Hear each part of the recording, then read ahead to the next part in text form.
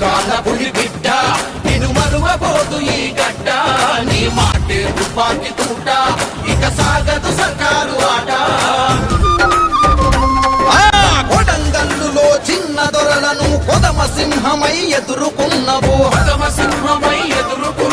రాష్ట్ర స్థాయిలో పెద్ద దొరతోటి యుద్ధమేరికి సిద్ధమైనవు